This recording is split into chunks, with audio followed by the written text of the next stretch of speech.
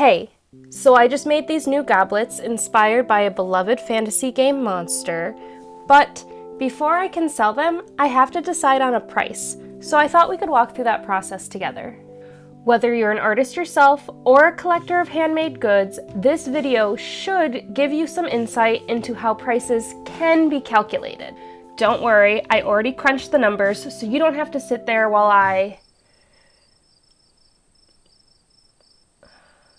Let's start where you may assume, hourly pay.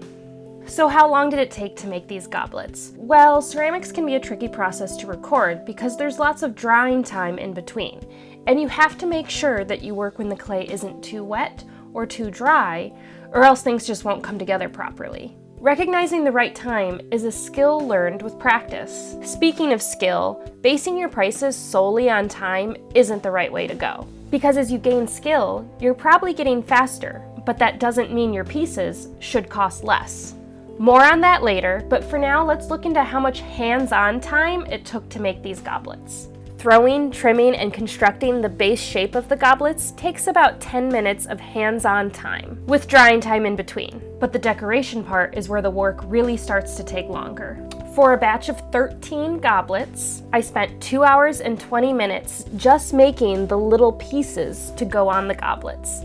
Then another 5 hours and 40 minutes actually attaching them and sculpting the final details of the cube. This comes to about 35 minutes per goblet. After that, the goblets are fired in the kiln, glazed, and then fired again, totaling 82 minutes of hands-on time to make a goblet. Now, if I'm counting the time in the kiln, each goblet takes about another hour. I got to this number by taking the length of a firing process, including heating and cooling, and dividing it by the average number of pieces that fit in the kiln to assign a time to the individual pieces. Paying for this time can fill in for the electricity it takes to run the kiln, along with the wear and tear on the kiln itself. Now, once the pieces are out of the kiln, your hands-on time isn't actually done. There's about another 20 minutes of work that goes into measuring, photographing, editing those photos, making a listing, and preparing the piece for shipping. And now that I think of it, that doesn't even include the time spent on social media to market the pieces, or writing email newsletters. So many artists forget to include these other time commitments when pricing their products, so make sure you don't. So by my calculations, each goblet takes about 3 hours of work. My baseline hourly wage when calculating pricing is $25 per hour. Too many artists make the mistake of using minimum wage when calculating their prices. Just because the government isn't demanding a living wage doesn't mean you have to pay yourself less than a living wage. If you're selling art professionally, you should be paid as a professional. So by my baseline calculations, these goblets are $75. But that's not the end of things. It's the baseline because now I know the minimum they should cost. We've only accounted for time, so now let's look at materials. These goblets are made using clay, underglaze, and glaze. Now, while the cost of these materials can be fairly expensive, the amount actually used on each piece is pretty small, so the direct material cost isn't too high. However, in a business, you need to think about all the expenses going into a product. I already mentioned electricity and wear and tear on a kiln, but those factors also impact your pottery wheel, your studio lights, your camera, your computer. Each piece also uses a little bit of your consumable supplies, like sandpaper, sponges, and even trimming tools that need to be replaced over time. Then there are easily forgotten business expenses, like website hosting, business insurance, credit card processing fees, marketing materials, shipping materials, and even the gas you use to drive to shows, to the post office, or even to pick up supplies. How are you going to pay for these things if you don't include them in your product price?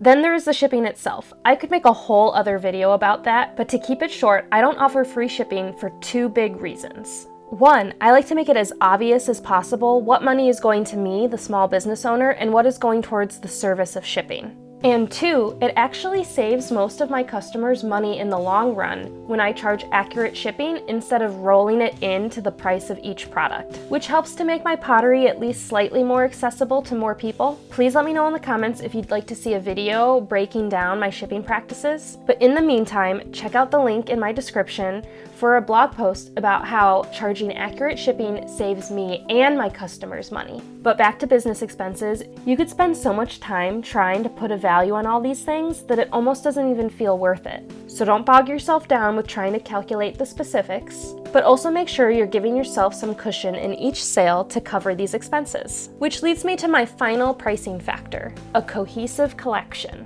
When you run a small business selling multiple products, the prices of all those products should make sense together. Customers have expectations based on size, intricacy, and even rarity that may cause you to tweak your prices so they fit in the hierarchy of your collection. I mentioned earlier how time spent isn't always an accurate way to determine price. When I was just starting my business, it took me about an hour to throw just 6 mugs. Now, I can do between 15 and 18 mugs in an hour, and I believe those mugs are better looking than my old ones. If pricing was just based on time, my newer, better mugs would cost less than my older mugs. That just doesn't make sense. You have to remember that skill and also brand recognition earned over the years should be reflected in your prices.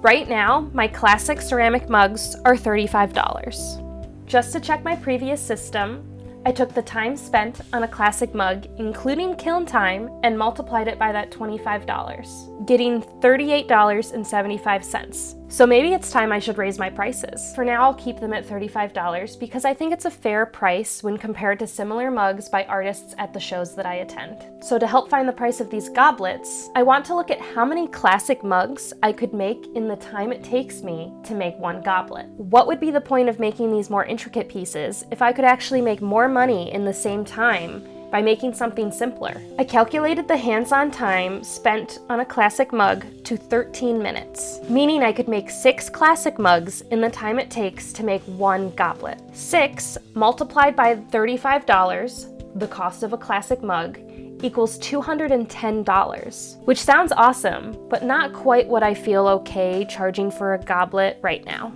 Let's check the price against one of my more sculptural pieces, a dragon mug. My solid colored dragon mugs are currently $75. The hands-on time of making a dragon mug is 43 minutes, making the total time with the kiln and selling 2 hours. Under a time-based system, these mugs should cost $50.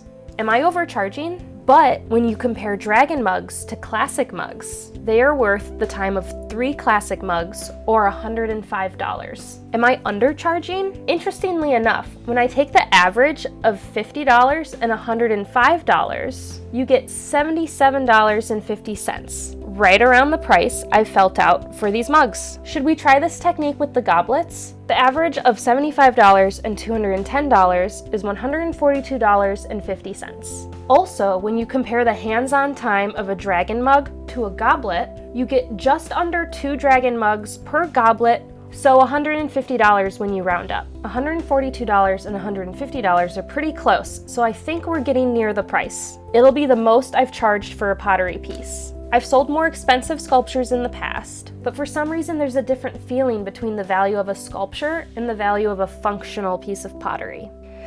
Ooh, am I brave enough to set this price? I may have calculated this price to be fair, but will customers see it that way? Will someone picking this up at a show be able to look at it and recognize all the custom work that goes into it?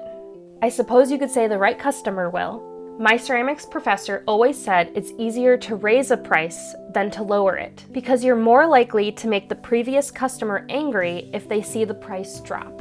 So I'm okay offering these at an introductory price and then seeing how things go. Let's just quick see how much I'm undercharging for my classic mugs by the time system. $35 divided by $38.75 is 90%, and 90% of $142 is $128. Okay, I'm going to start this first batch at $125 and see how they go. If they sell fast, I know I can raise my price, but it's possible that their worth isn't the value that my customers will see. If that's the case, I might have to make the business decision to not make them. They were definitely a fun experiment, but I can't lose too much money on them if more profitable items could be made in the same amount of time. Thank you for following along in my thought process. I hope I didn't throw too many numbers your way. Was this helpful for you? Would you charge more or less for these goblets if you were me? Let me know in the comments, and be sure to like and subscribe if you'd like to see more fantasy pottery and more business tips. Bye!